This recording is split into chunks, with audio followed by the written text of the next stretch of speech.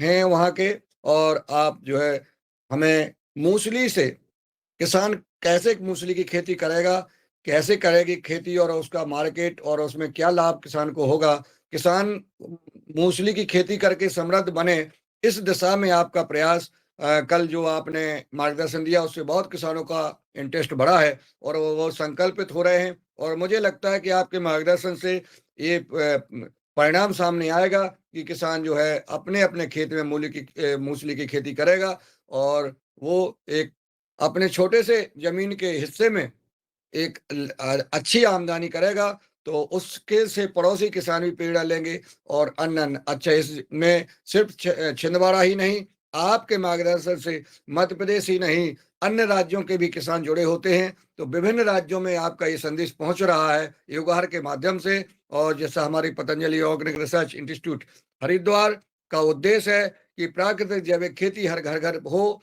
परम पूज्य योग ऋषि स्वामी जी महाराज जी, सद्य आचार्य जी का जो उद्देश्य है, जो अभियान है कि घर घर योग हो, आयुर्वेद हो, स्वदेशी हो, प्राकृतिक जैविक खेती, भारतीय शिक्षा बोर्ड, सनातन धर्म की रक्षा हो, उस दिशा में योगाहार कार्यक्रम लगातार काम कर रहा है। आज 5 साल होने वाले हैं। तो इस कार्यक्रम में जो हमारे आदरणीय डॉक्टर साहब सहित जो भाई बहन इसमें सहयोग कर रहे हैं, उनको प्रणाम करते हुए मैं आमंत्रित करता हूं डॉक्टर रोशनलाल राउत जी को, कृषि विज्ञान केंद्र प्रमुख, छिंदवाड़ा, मध्य प्रदेश को, कि वो आए और अपना मार्गदर्शन प्रदान करने का कष्ट करें। आदरणीय doctor R L Rawat ji. जी, बहुत बहुत धन्यवाद आदरणीय भाई साहब। मैं थोड़ा सा जुड़ने का प्रयास कर रहा हूँ नेटवर्क से, वो लैपटॉप को जोड़ रहा हूँ, तब तक चर्चा कर लेते हैं। कल हमने चर्चा की थी इंटीग्रेटेड फार्मिंग सिस्टम की, खेती में हम इंटीग्रेशन कैसे करें कि हमारी खेती और बेहतर हो, लाभ ज़्यादा हो। मुख्य समस्या ये होती है कि हम जो खेती कर रहे हैं वहाँ पे हमारे किसान भाइयों को उतना लाभ नहीं मिलता जितना कि उसको मिलना चाहिए। कई बार फसल के चुनाव में गड़बड़ी होती है, कई बार हमारे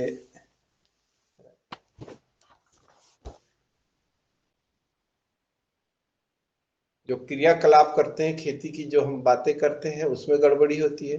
तो कहीं ना कहीं जो हम प्रयास करते हैं उसमें जो मिस्टेक होती है, उसके कारण हमारी खेती में अपेक्षित लाभ हमारे किसान भाइयों को नहीं मिल पाता, और उसके कारण हमारी खेती प्रभावित होती है।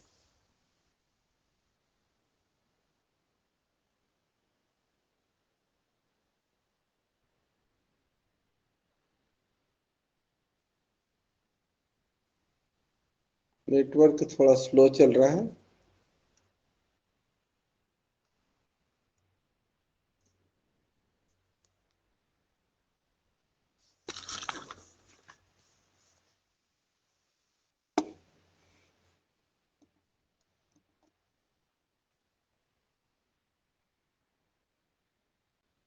तो हमने कल चर्चा की थी कि हम जो खेती में अलग अलग व्यवसाय की बात करते हैं, हम उद्यान की फसलों की बात करते हैं, हम पशुपालन की बात करते हैं, हम दूसरे अन्य व्यवसाय की बात करते हैं, जो भी हम खेती से जुड़े, क्योंकि खेती समस्त जितने भी हमारे व्यवसाय है उसकी जननी है। और अगर हम इसमें अलग अलग व्यवसाय करते हैं तब हम संपूर्ण लाभ प्राप्त कर सकते हैं। अगर हम सिर्फ एक ही काम करेंगे, हम चना बो दिया, हमने गेहूं बो दिया, हमने सोयाबीन बो दिया, हमने मक्का बो दिया, तो हमें अपेक्षित लाभ प्राप्त नहीं होगा। जैसे हम योगाभ्यास करते हैं, तो योगाभ्यास में हम संपूर्ण शारीरिक क्रियाएं भी करते हैं और हमारा प्राणायाम भी करते हैं।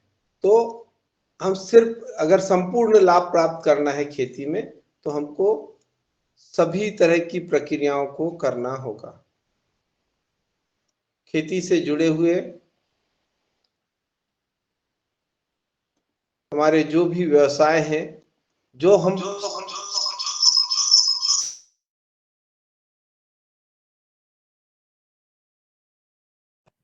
जो संभव हो सकते हैं कि हम कर सकते हैं, उनको हमें करना चाहिए।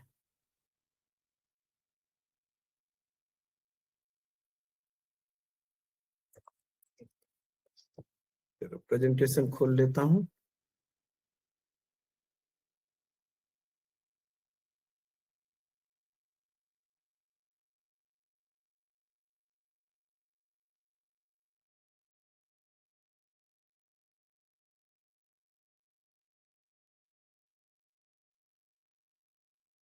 एक बार रिमूव हो करके जुड़ जाए तो शायद हो सकता है कि नहीं, वो आ रहा है, 1 मिनट लगेगा।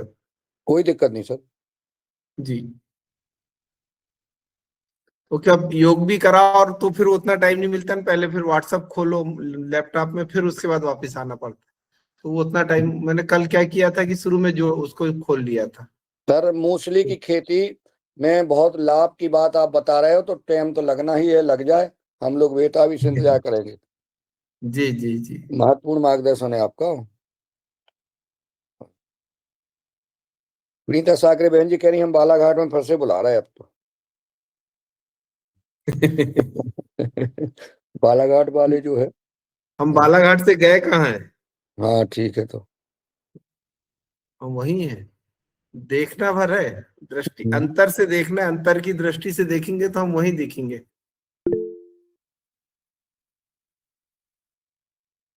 हम सबके आजू बाजू में। जी। आपकी जी। बेटियां भी जो है बड़ा अच्छे काम कर सीख वो वहाँ वो बता रही हैं पतंजलि आचार्य कुलम में। सब सब आशीर्वाद है बड़े लोगों का। बढ़िया, बहुत अच्छा रहा, बहुत अच्छा निर्णय रहा आप लोगों ने लिया जी। हाँ। चलिए, ये जुड़ गया, मैं अब इसको वो करता हूँ।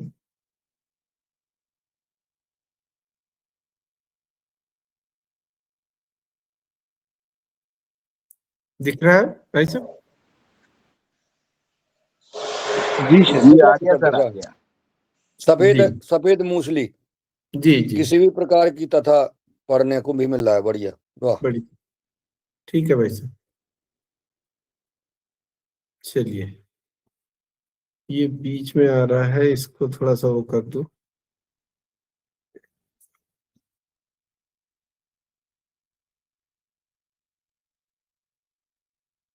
कहाँ से कम होगा?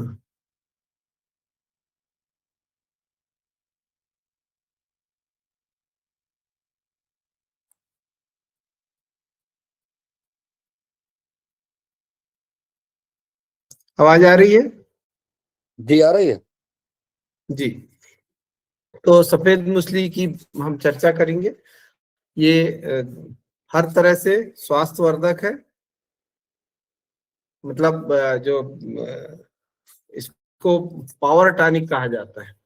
आपकी शक्तिवर्धन के लिए सबसे ज्यादा अगर कोई दवाई उपयोग की जाती है तो वो सफेद मूसली का उपयोग किया जाता है। ये सब तरह से हमारे जीवन को अच्छा करने के लिए काम करती है, और इसी की उपयोगिता को देखते हुए ये हमारे जंगलों में प्राचीन समय से हो रही है। और इसको इसमें इसके अलावा ये जो हमारे जो पहाड़ी क्षेत्र है उनमें हिमाचल प्रदेश, उसमें सबसे आगे हिमाचल प्रदेश, उत्तराखंड में बहुत ज्यादा क्षेत्र में होती है। उसके अलावा देश के अन्य भागों में, और हमारे मध्य प्रदेश के जो जंगलों में, छत्तीसगढ़ के जंगलों में, जो हमारे झारखंड है, बिहार है, जो जंगली जहां पर भी जंगल ज्यादा है वहां पर ये आसानी से हो जाती है। और ये इसकी जो जड़ें हैं उसका उसका पाउडर हमारे उसके लिए ये दिव्य गुण है इसमें। मतलब इसमें सब तरह के गुण हैं जिससे हमारा शरीर स्वस्थ रहे और मजबूत रहे। इसको बाजीकारक मतलब स्तंभक के रूप में भी इस्तेमाल किया जाता है। खांसी, अस्थमा, बवासीर, चर्म रोग, पीलिया, पेशाब, ल्यूकोरिया, मतलब हम उसको उपयोग करने के तौर तरीके, चूंकि वो तो जो योग्य वैद्य होगा वो उसको बताएगा, पर उपयोग इसके हर तरह के रोगों में इसका उपयोग किया जा सकता है। क्यों? क्योंकि इससे शक्ति बढ़ती है, शरीर का पावर बढ़ता है, इम्यूनिटी अगर बढ़ती है तो आप हर तरह के रोग इससे दूर कर सकते हैं। मधुमेह में भी इसका उपयोग किया जाता है। नपुंसकता में इसका उपयोग किया जाता है, सब तरह के इसका उपयोग किया जाता है। और आदिवासी जो हमारे भाई बहन हैं उनको बहुत उनमें इसकी मांग है। इसकी उपलब्धता विश्व भर में इसकी उपलब्धता है 5,000 टन और इसकी मांग है 35,000 टन।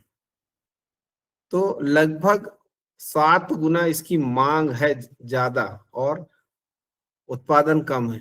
तो हम इसको ये जो क्या है, डिमांड सप्लाई रेट जो होता है किसी भी चीज का रेट, वो डिमांड और सप्लाई से तय होता है। तो अगर हम इसका यहाँ पर देख रहे हैं तो डिमांड हमारी 35,000 टन है और उत्पादकता 5,000 टन है। तो ये यहाँ पर बहुत बड़ा गैप है, 30,000 टन का गैप है। तो हम इसका ज्यादा से ज्यादा उत्पादन कर सकते हैं। और उससे ये नहीं होगा कि ज्यादा उत्पादन कर देंगे तो इससे इसका मूल्य कम हो जाएगा। मूल्य इसलिए कम नहीं होगा क्योंकि फिर जनसाधारण उपयोग करने लगेगा। अभी जनसाधारण के पहुंच में नहीं है। जब ये इसका उत्पादन ज्यादा हो जाएगा तो जनसाधारण की भी पहुंच में आ जाएगा।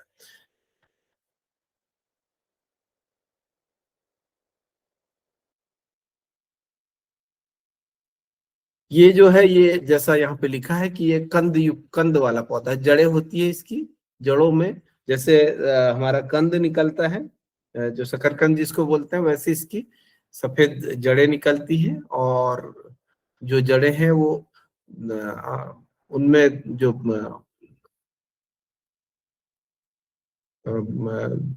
मटेरियल होता है उसी में अलग अलग तरह के एल्कलाइड्स पाए जाते हैं और वो एल्कलाइड्स ही हमारे शरीर में काम करते हैं। इसका जो बॉटनिकल नेम है क्लोरोफाइटम बोरीविलियनम।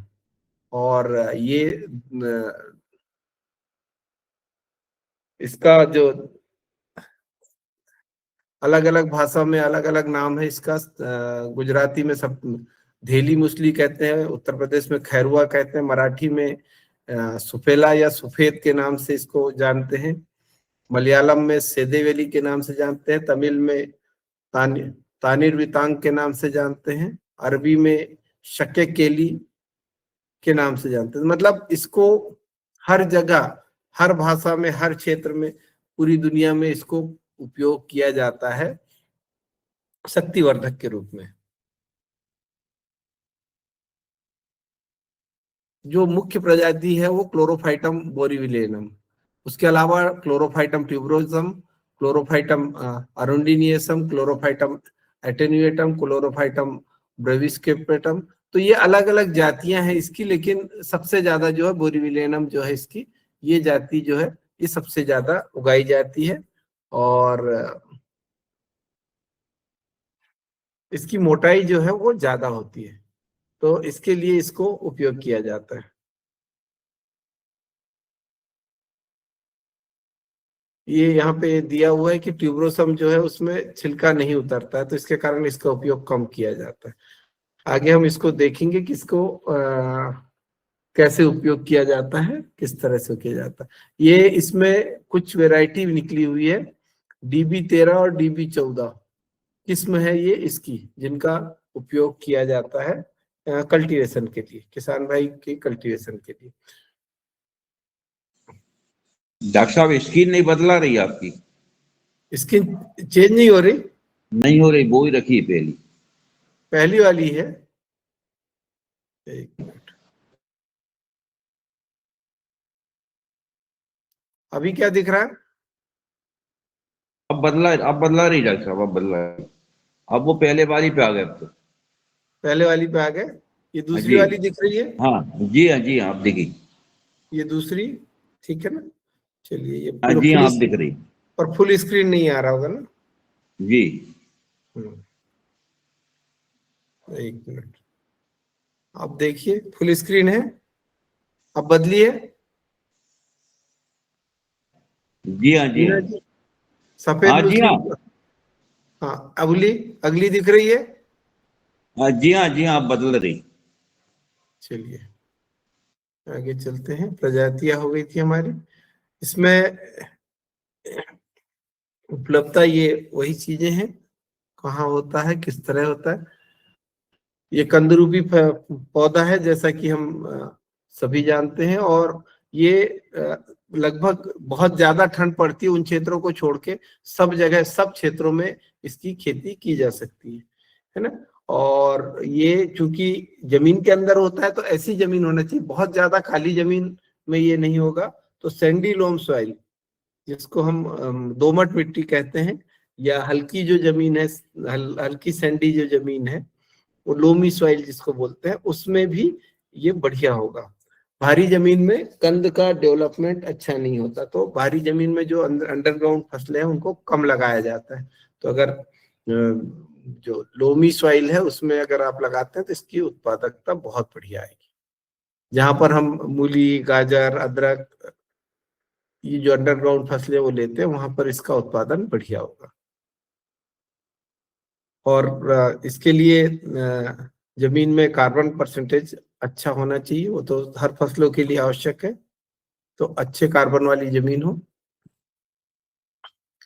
ये चूंकि पानी इसको ज्यादा चाहिए होता है, रूट वाली फसल तो है ही, पर इसको पानी की आवश्यकता ज्यादा होती है। तो लगातार आपको लगाने के बाद लगातार इसमें जब भी पानी की आवश्यकता हो तो पानी आपको देते रहना पड़ेगा। मतलब सूखा अगर रहेगा तो फिर कंद कई बार खराब हो जाते हैं।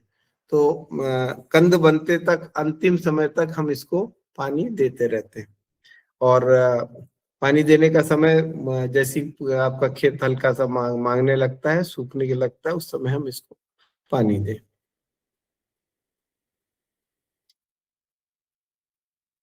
स्प्रिंकलर से भी हम इसको कर सकते हैं। अगर हम रेगुलर स्प्रिंकलर अगर हम उसको उपयोग करते हैं तो 2-3 दिन में आधा घंटे स्प्रिंकलर चला के हम इसकी खेती कर सकते हैं।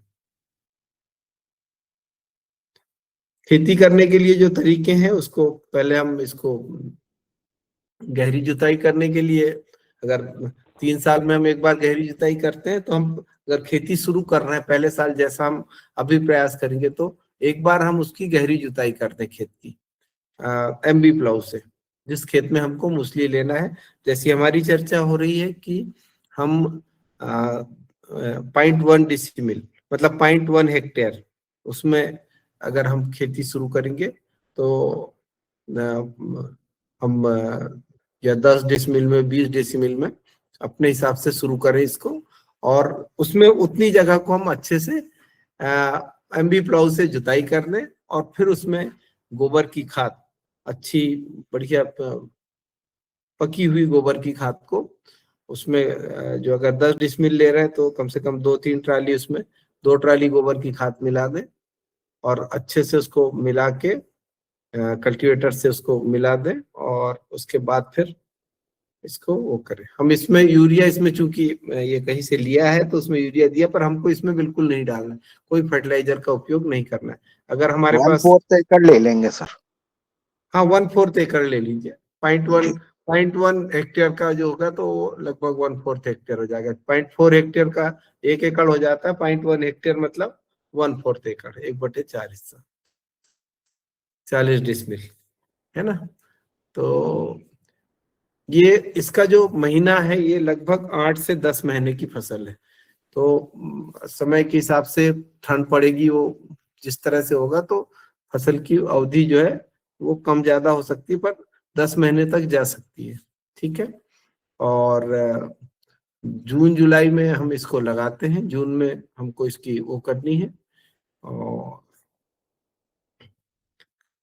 कोशिश करना है कि हम क्यारी बना के लगाएं, मतलब मेड़ नाली पद्धति से।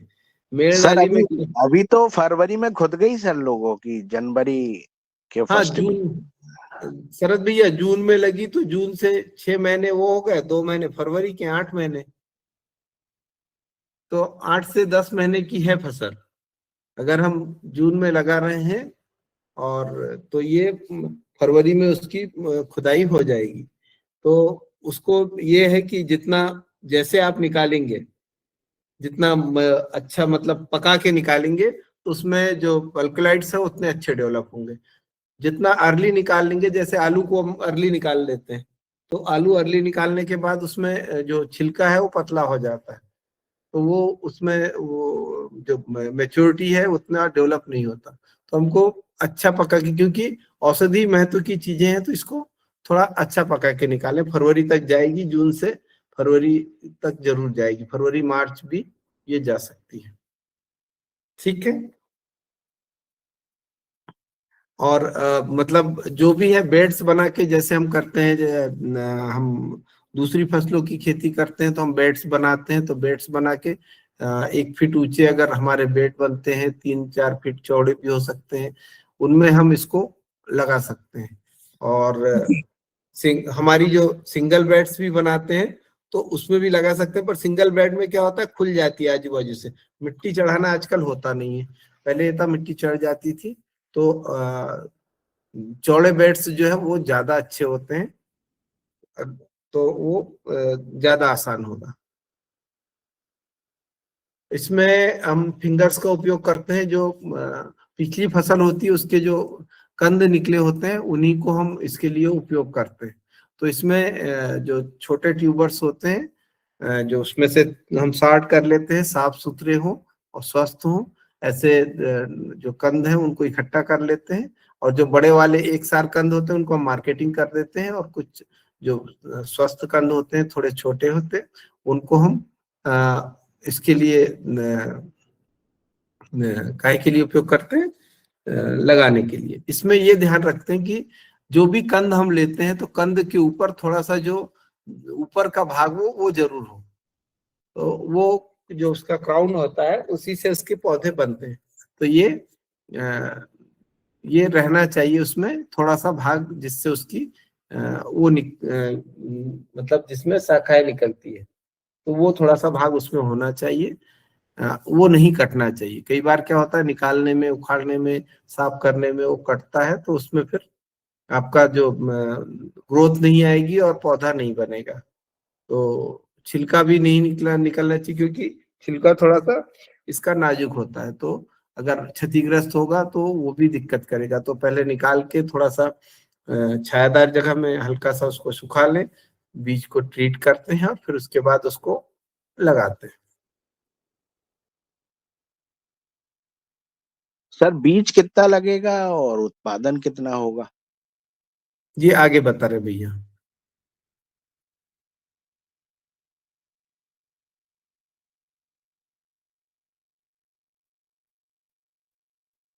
इसके लिए जो ट्यूबर साइज है वो अलग अलग तरह के होते हैं, और जो हमारे यहाँ जबलपुर में भी है, सीमैप भी इस पे काम करता है।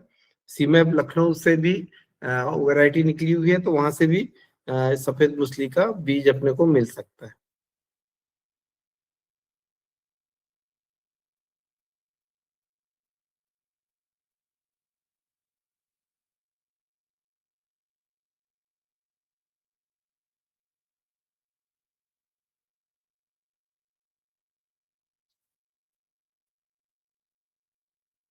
ये 1 एकड़ के लिए 4 से 6 क्विंटल प्लांटिंग मटेरियल की आवश्यकता होती है, क्योंकि खेती हमने भी अभी करवाई नहीं है इसकी भैया, हमने सिर्फ इसको बताया है और थोड़ा बहुत लगाया है हमने, पर ये जो 1 एकड़ के लिए लगेगा 4 से 6 क्विंटल। ठीक है ना। सामान्यतः इसमें बहुत कोई ऐसी बीमारी नहीं आती है। जी सर। और जो दूरी है वो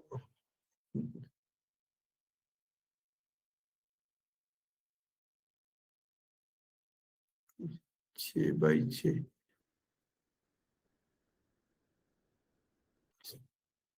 क्या दिया, ये 6x6 इंच होगा। 6x6 इंच की दूरी पे, मतलब लगभग 20 सेंटीमीटर पे हमको इसको 15 से 20 सेंटीमीटर की दूरी पे पौधे से पौधे को लगाना है, और 2 लाइनों के बीच में कम से कम 30 सेंटीमीटर का अंतर रखना है। जो ट्यूबर का आकार होगा जो उसमें लगाएंगे कंद हमारा, वो 3 ग्राम से 10 ग्राम तक हो सकता है, पर जो बीच वाली स्थिति है वो ज्यादा बेहतर होती है।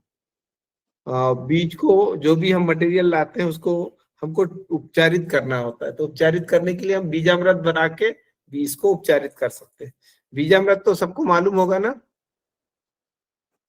जी हाँ, जी हाँ, सबको मालूम सर। हाँ, बीजामृत में हमारा हम गौमूत्र और चूना लेते हैं, और जी जंगल की या पेड़ के नीचे की मिट्टी को बर्ड पीपल के नीचे की मिट्टी। 4 चीजें इसमें लगती है। 48 घंटे रखते हैं इसको और उसके बाद इससे हम उपचारित करते हैं।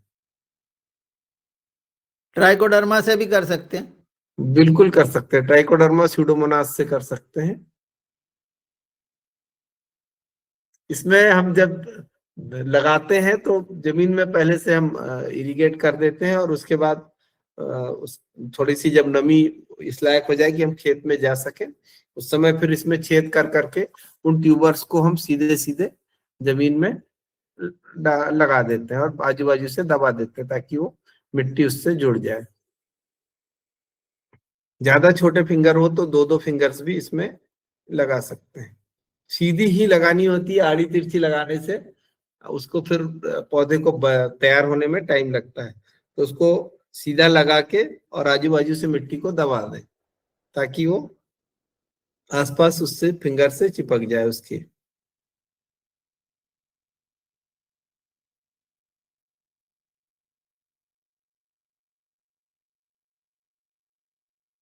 अक्टूबर नवंबर में इसके पत्ते जो है वो गिर जाते हैं और कंद अंदर रह के फिर उसमें डेवलपमेंट होते रहता है। मतलब वो परिवर्तन जो होता है उसमें अंदर जमीन के अंदर उसके जो मटेरियल है उसमें चेंज होता है। तो ये जमीन के अंदर रखने वाली स्थिति है।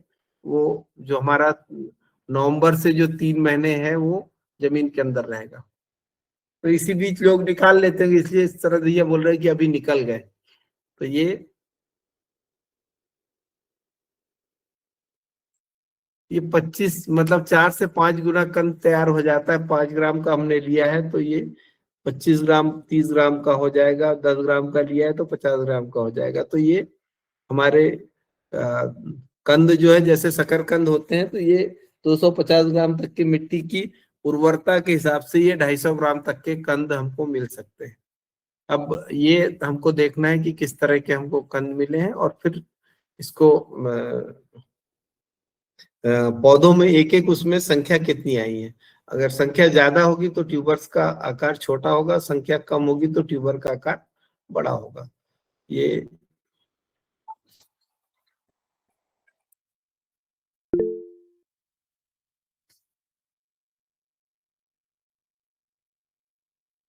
स्क्रीन क्यों नहीं बदला? ये आपकी स्क्रीन नहीं बदली अभी। स्क्रीन नहीं बदला रही डॉक्टर साहब आपकी, वो दूसरी चलाई थी वो ही है।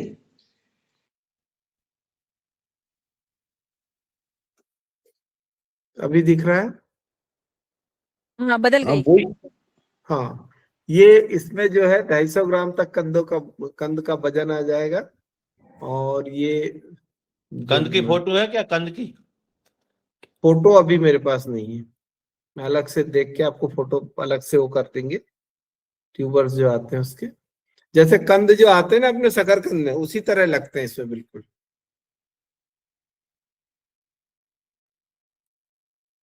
पूरे पौधे की फोटो मैं अभी दिखा दूंगा आपको। इसके बाद जब हमारा ये होगा तो उसके बाद मैं आपको नेट से दिखा दूंगा। शकरकंद जैसे नहीं है, उसमें तो एक फिंगर होन निकलती है, फिंगर होन। हाँ फिंगर निकलेगी पर उसका जो मैंने लगाई थी इसको। जी जी मैं लगा के पूरा अनुभव इसका A to Z मेरे को। बहुत बढ़िया। 2 एकड़ में लगाई थी आज से 8 साल पहले। हाँ उस समय वो चल रहा था ना, मिशन चल रहा था। नहीं, बिना मिशन के ही लगाई थी, मिशन नहीं था। अच्छा किसने बीज दिया था मेरे को। हम्म। इसको साफ करने में बहुत दिक्कत आती है। इसको जो सफेद मूसली बनाते हैं ना, हाँ इसमें यही होता है कि जो उसमें पूरा खर्चा लग जाता है आपका। ये जो है छीलना पड़ता है इसके फिंगर्स को। ये अब मशीनें बहुत अच्छी आ गई और सस्ती मशीनें हैं। हाँ तो इसको छीलना पड़ता है, इसके जो फिंगर्स है उसको छीलना पड़ता है। तो वो सबसे काम की चीज है। बहुत गहरा नहीं छील सकते उसको, ऊपर का वो निकालना है छिलका और उसको फिर सुखाना होता है।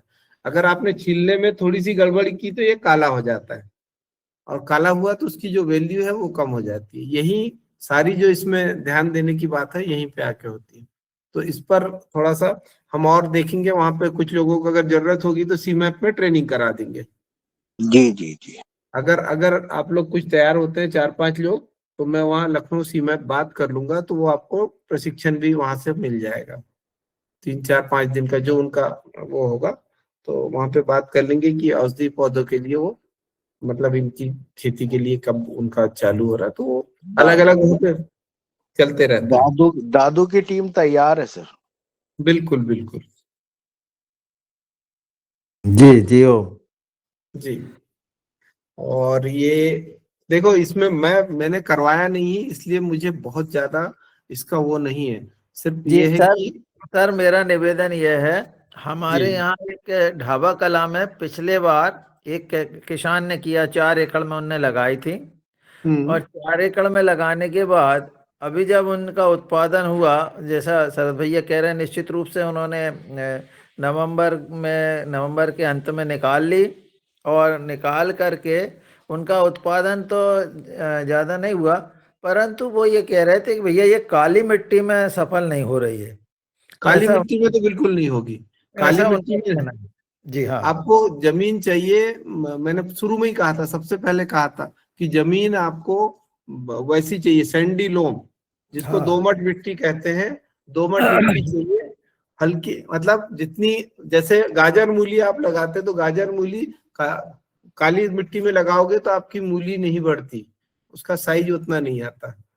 और जितनी आपकी रेतीली मिट्टी होगी, थोड़ा सा सैंड पार्टिकल ज्यादा होंगे, तो ये सर उस कछार। किसान ने बहुत सारी गलतियां करी थी, बेड नहीं बनाए थे, बगैर बेड के हाँ लगा दी, पानी का निकास नहीं बनाया था। यहाँ देखो पे सर भैया, ब्लैक सॉइल चुनकंकर वाली है, उसमें भी हो जाती है सर। बिल्कुल होगी भैया। हमने जो पहली कंडीशन हमने उसमें डाली ना, हमने गोबर की खाद ज्यादा डालना है। अगर आपने गहरी जुताई कर दी और उसमें गोबर की खाद डाल के उसको मिला दिया है, तो आपकी जो कंडीशन है वो काफी हद तक ठीक हो जाएगी और आप इसकी खेती कर पाएंगे। तो हमको उसको अपने अनुकूल बनाना है। अगर काली मिट्टी है तो उसमें गोबर की खाद अच्छी डालनी है। जहाँ पे मूली पैदा हो जाएगी वहां मूसली हो जाएगी सर। बिल्कुल होगी, बिल्कुल होगी। जहां मूली हो रही है वहां मूसली होगी आराम से। तो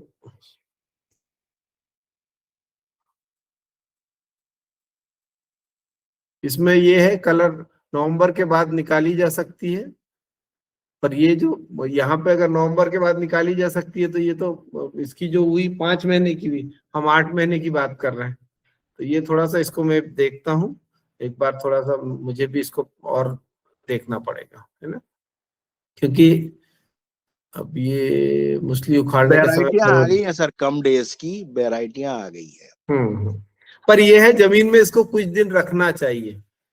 मतलब जब भी हम इसको निकाल रहे हैं उसके पहले उसके पत्ते सूख गए, उसके बाद महीने 1.5 महीने हम इसको जमीन में पड़ा रहने दें, उसके बाद फिर इसकी खुदाई करें। और जैसा क्योरिंग की बात करते हैं, तो एक बार हम जैसे सर प्याज निकालते हैं।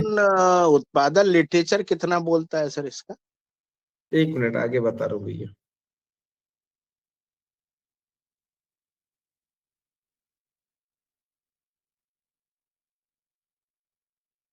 20 से 25 क्विंटल तक।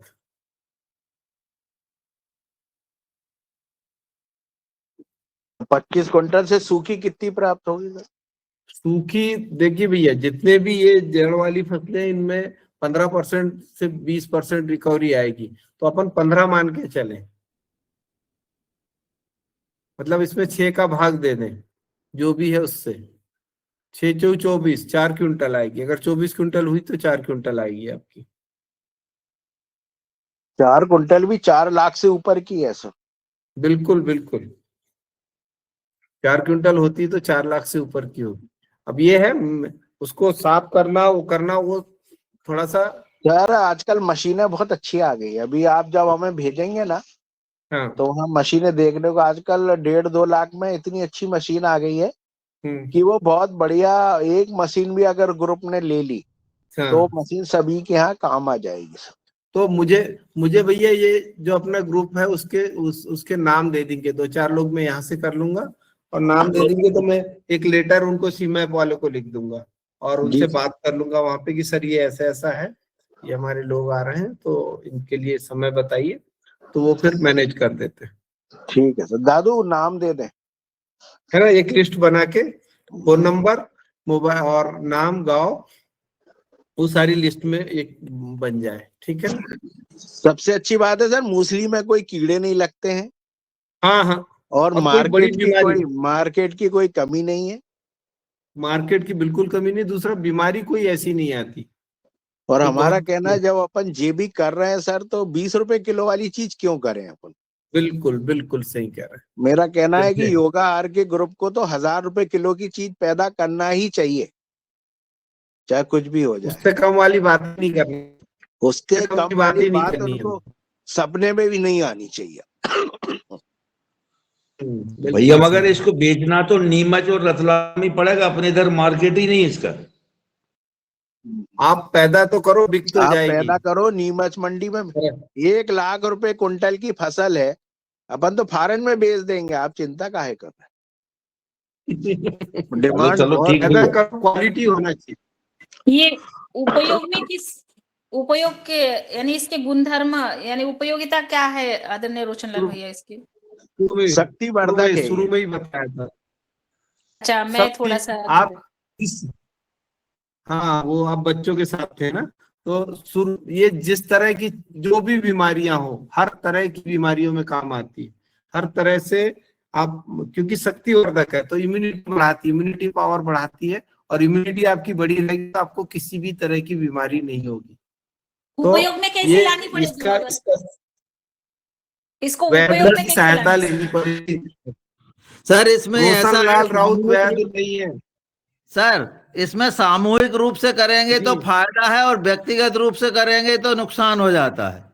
जैसा कि शरद भैया ने दादू कहा जी कि हम लोग मिलकर के यदि करेंगे तो हमारी क्वांटिटी बढ़ जाएगी, क्वालिटी।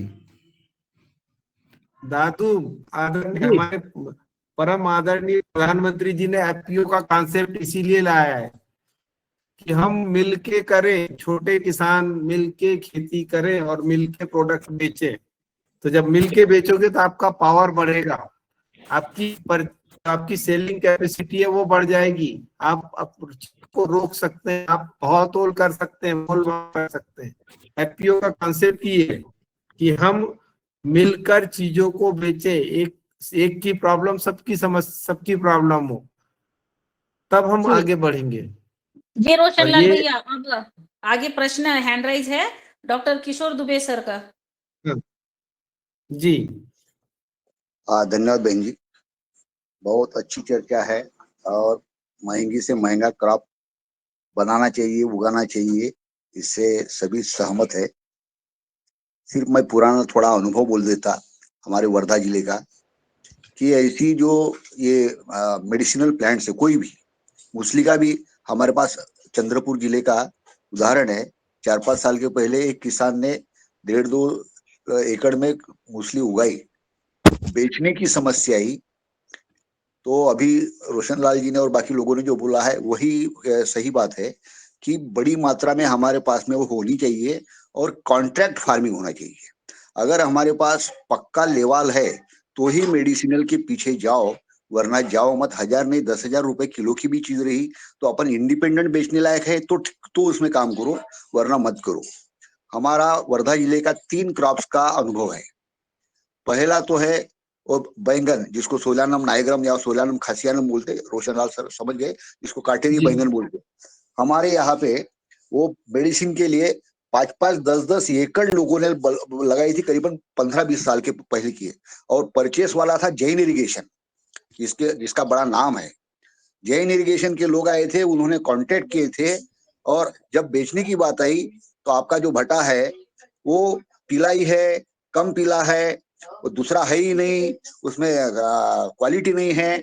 ऐसा किया गया और लोगों ने 5-5, 10-10 एकड़ जो लगाई, उनको दूसरा तो कोई मार्केट ही नहीं था, कोई लेवाल भी नहीं था 20 साल के पहले, तो बेचनी पड़ी, फेंकनी पड़ी। दूसरा अनुभव हुआ पेपिन का। पपीता से चीरा मार के जो पेपिन निकाला जाता, उसका भी लेवाल जैन इरिगेशन ही था, जैन की कंपनी थी, उस समय बड़ा नाम था। उन्होंने वो चीख निकालने के बाद में इसकी क्वालिटी नहीं है ऐसा बोल के पपीता भी लगाया था, वो भी फेंकने गया, नहीं लिया उन्होंने।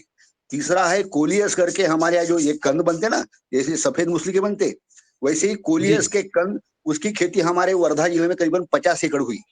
और उसकी जो सब फैक्ट्री है वो पूरी फैक्ट्री चेन्नई में है, चेन्नई में और बंगलोर में। तो लेवाल जो बिचौले थे उन्होंने कॉन्टेक्ट किया, सब किया, और फिर बात वही गई कि इसके टुकड़े करके उसको सुखाओ। अब ज्यादा सुखाया तो ज्यादा क्यों सुखाया, और कम सुखाया तो कम क्यों सुखाया। अब इसका कोई चारा नहीं, और इसमें भी हमारे यहाँ पे बड़े पैमाने में नुकसान हुआ।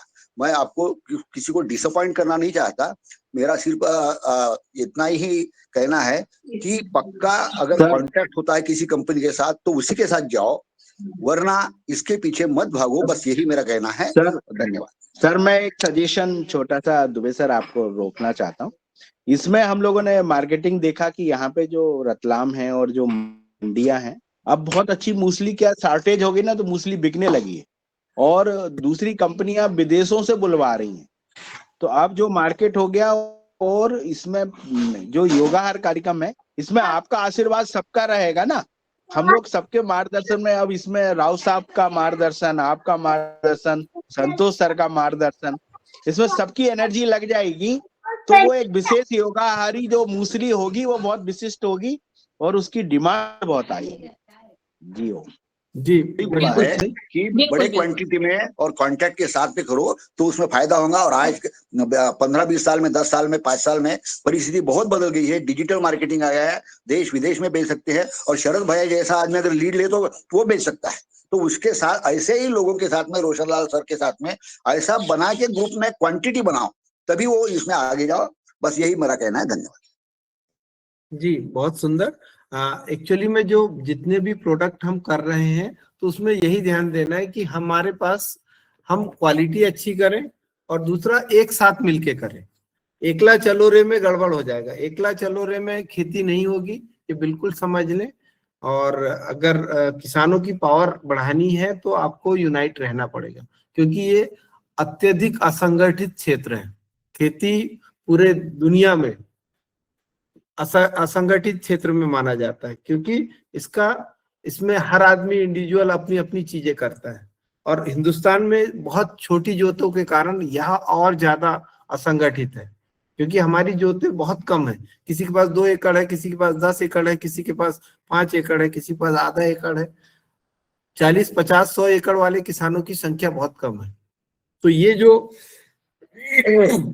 छोटी जोत के कारण हम असंगठित हैं, और इसके कारण हमें संगठित होके जो भी हम उत्पाद पैदा करें उसको एक साथ बेचने का प्रयास करें। उतना पेरिसेबल भी नहीं है कि रखने से खराब हो जाएगा, तो इसमें हमारे पास परचेसिंग पावर भी ज्यादा है, मतलब हम उसको स्टोर करके समय तक रख सकते हैं। और बस गुणवत्ता पर ध्यान देना है। अच्छी गुणवत्ता होगी तो हम उसको कहीं पर भी बेच पाएंगे, क्योंकि इतना मार्केट हो गया आज की तारीख में, जितना पॉल्यूशन हो गया है, तो हर आदमी को दुनिया के हर कोने में जो पावर एनर्जी है, मतलब पावर टॉनिक है, पावर से रिलेटेड जितने भी उत्पाद हैं, इनका कई कई कई अरब का बिजनेस है। और ये ऐसा बिजनेस है जिसको हर कोई चाहता है। अभी मैं एक उदाहरण देना चाहूंगा। आप ये जो लोग बैठते हैं ना जड़ी बूटी लेके रोड पे, वो लोग गाड़ियों से घूमते हैं और जरा जरा से वो सामान रखते हैं, और उसमें वो लाखों कमा के अपने, मतलब उनके पास अपनी खुद की गाड़ी होती है और उससे वो घूमते हैं और उसके बाद धंधा करते हैं।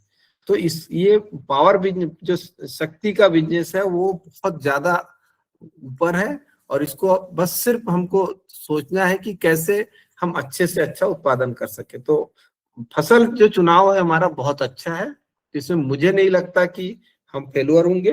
कई सारे जो एलोवेरा के और कई सारी चीजों में लोग पीटे हैं निश्चित रूप से। इवन पिपरमेंट का जो ड्रम के ड्रम छतरपुर में कई किसानों के यहाँ भरे पड़े रखे, मतलब ये भी हुआ है बीच में।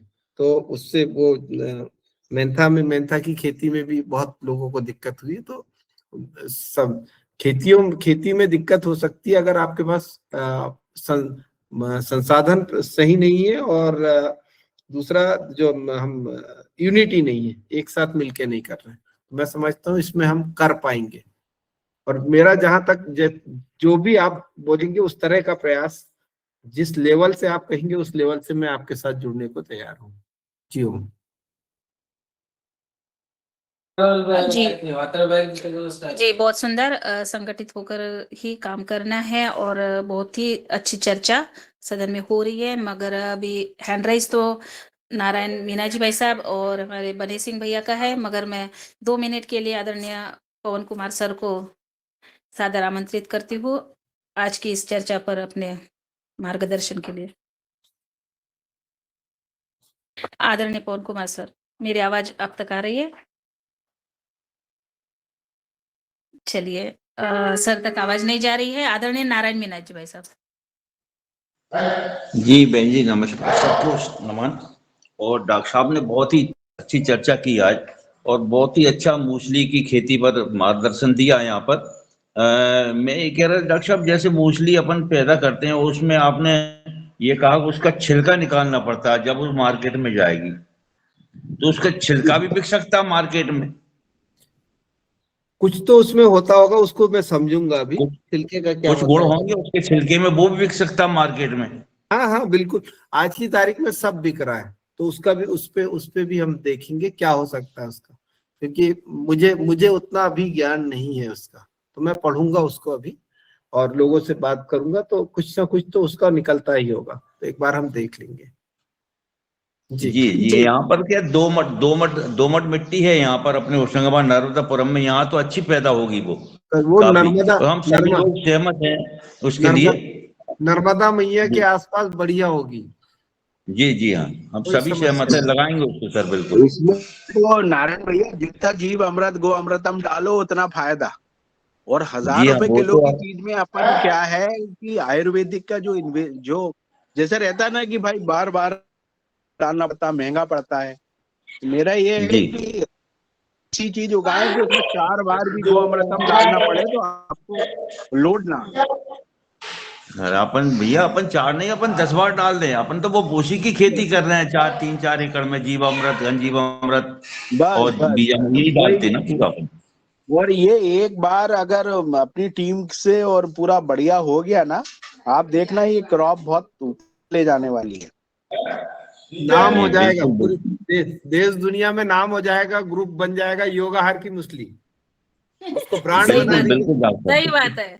ये योगाहार की योगाहारी मुस्ली हाँ, सब जगह योगाहारी पर मुस्ली फैलेगी और सब जगह पर चर्चा होगी।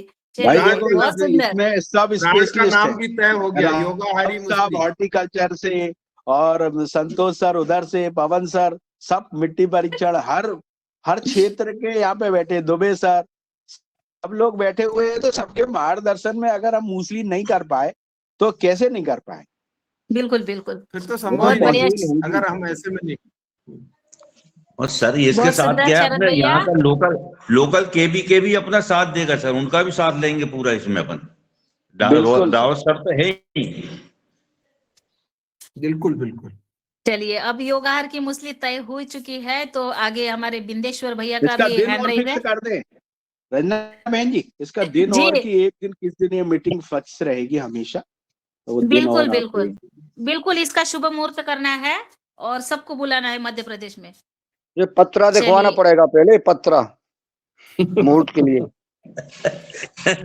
मुन्नीलाल सर आपको भी लगवानी है यहीं से आपके खेत अभी में। अभी कंचन जी क्यों डांट रही थी आपको? अभी म्यूट कर लिया करो भैया जब डांट पड़ती है तो। पूरा योगहार सुन रहा था। अच्छा, अभी अगला सवाल बिंदेश्वर भैया का भैया है। मुन्नीलाल सर एक चीज बताएं, ओम जी, जी जी, डांटने वाला बोलिए जो बोलिए। शब्द वो है ना वो कब हमारी तक डिक्शनरी करना में है? ही नहीं है। मैं क्या बोल रहा हूँ मैं मूसली का खेती तो नहीं करता हूँ, लेकिन बाबा के यहाँ से पौधा लाया था उसको उगाता हूँ। लेकिन सुखाने में वो पूरा सूख कर लकड़ी बन जाता है। डॉक्टर साहब से पूछा जाए, दूसरा पानी सहन करता है क्या? जी, पानी सहन करता है और सुखाने की टेक्निक है इसको। इसको हम इसीलिए तो पहले ट्रेनिंग के लिए भेजेंगे, हम जी जी सीमैप भेजेंगे वहां पे 4-5-10 लोग, जिस पहले उनसे बात कर लेंगे, उसके बाद हम आगे बढ़ेंगे। जी आग बंद करके कोई काम नहीं करेंगे। जी। तो मैं उसको उगाता हूँ खाने के लिए, लेकिन वो जी इतना सूख कर क्या जड़ की तरह पतला हो जाता है। तो बिल्कुल फिर वो बिल्कुल, समझ में नहीं आता है क्या इसको कैसे करें। वो उसकी उसकी भी टेक्निक है, कितना सुखाना है, कितने % मॉइस्चर रखना है। जी मॉइस्चर जी जी, तो वो न पानी वो हम कर पाएंगे सर, जी। पानी सहन करता है क्या? क्योंकि हम 6 महीने पानी वाले हैं, बिहार का हूँ मैं। पानी जमीन में पानी भर के रहेगा तो नहीं होगी। जो हाँ, धान वाला यही क्षेत्र है उसमें, धान वाले में नहीं होगी।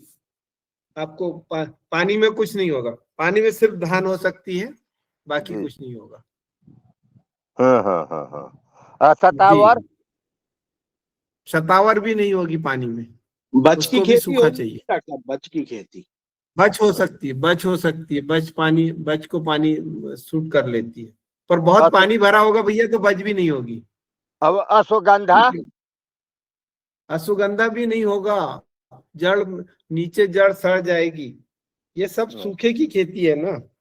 जी जी, क्योंकि हमारे पास एक कंटेक्ट फार्मिंग के लिए कोई कॉल किया था, यही सब किसके लिए? औषधीय पौधा के लिए। अच्छा, नहीं आप तो आपके आपके वहां तो मखाना करिए ना आप, बिहार में। मखाना सर 12 घंटा दूर है। तो वहां भी हो सकता है ना। ना, हमारे यहाँ नहीं हो सकता। उत्तरी बिहार हम लोग धान का कटोरा बोलते हैं। नहीं, हमने यहाँ धान में लगाया है। धान में भी हमने मखाना लगाया है, यहाँ होता है। जी जी। पर ये है, हाँ, हमने मध्य प्रदेश में भी मखाना लगाया है, छत्तीसगढ़ में भी मखाना लगाया है। तो आपका तो क्षेत्र ही मखाने का है भाई। दरभंगा से आपका 200 किलोमीटर होगा, 500 किलोमीटर होगा। हम तो 1000 किलोमीटर दूर है।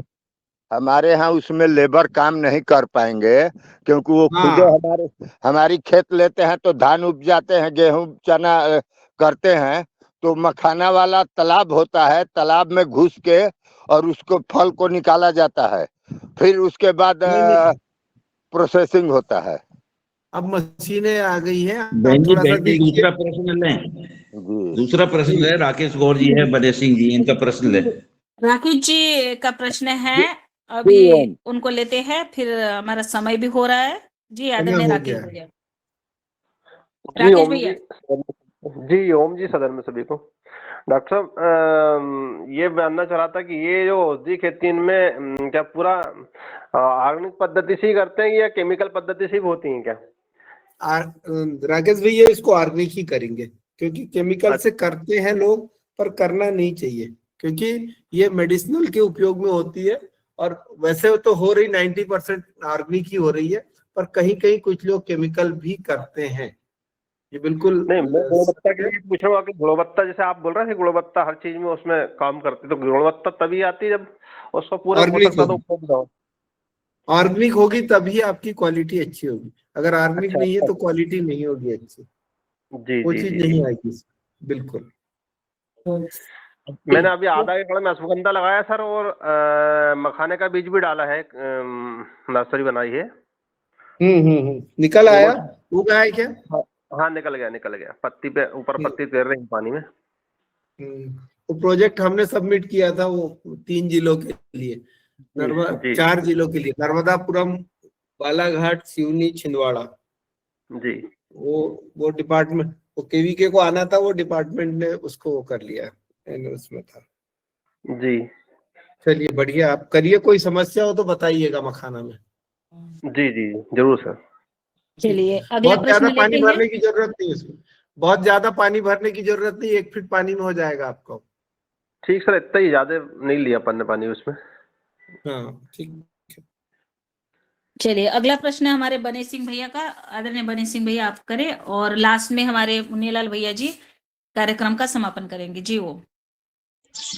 जी, सदन को कोटि कोटि नमन। डॉक्टर साहब, इनका जो बीज का जो खर्च है, वो 1 एकड़ में बीज का खर्च कितना आएगा, और क्या इनके ऊपर मौसम का प्रभाव रहता है क्या? अभी जैसे ठंड के मौसम में जो कोहरा रहता है, इनका प्रभाव इनके ऊपर रहेगा क्या? अन्य फसलों के ऊपर रहता है ऐसा? देखो भैया, बहुत ज्यादा ठंड का प्रभाव नहीं पड़ेगा कोहरा का।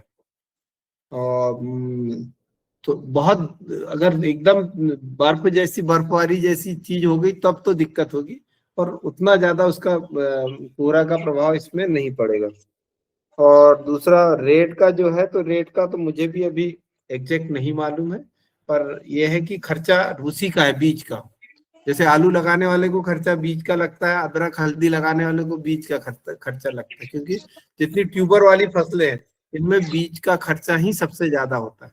तो ये चूंकि हम तो 10 डिसमिल मतलब उसमें लगा रहे हैं ना, 1 पाव एकड़ में लगा रहे हैं, तो हो सकता है 10-15 हजार का खर्चा आएगा बीज का। तो रेट देख लेंगे, तो बात कर लेंगे, जहां से भी बीज लेंगे तो उनसे बात करेंगे। जी जी जी, धन्यवाद।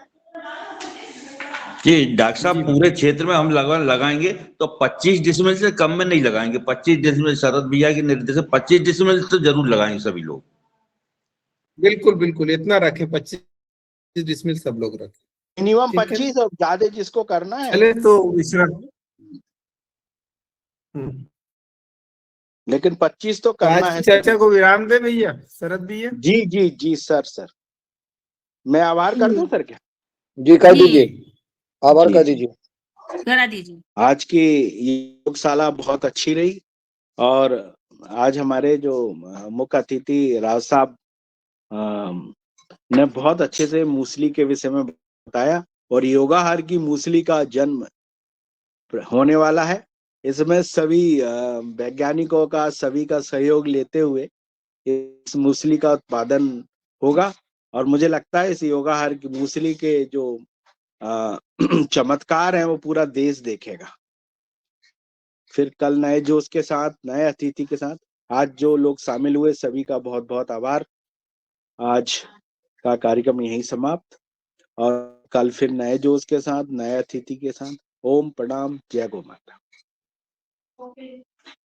तो भैया का भी बहुत बहुत जय हो, हरिओम। आभार। जय गौ और जो योगाहार कार्यक्रम में अपने सहभागिता और अपना सहयोग सबको बुला रहे हैं, आप सबका बहुत बहुत धन्यवाद, आभार। बहुत बढ़िया। जय श्री राम। योगाहारी मूसली से ताकत बढ़ाएंगे, योग से संयम लाएंगे और देश को मजबूत करेंगे। बिल्कुल बिल्कुल, योगाहारी मूसली बिल्कुल तैयार हो गई है। अब इसका शुभ मुहूर्त निकालना है और बस हो जाएगी, ये सारे जग में फैलेगी हमारी योगाहारी मूसली। यादव जी, बहन जी, ये भगवान सिंह सिंगोरिया जी ने अलग ग्रुप बनाए हैं 2-1 और अलग इन्वर्टेशन कर रहे हैं लोगों का। ये इन्होंने अलग क्यों बनाया ये ग्रुप दोनों?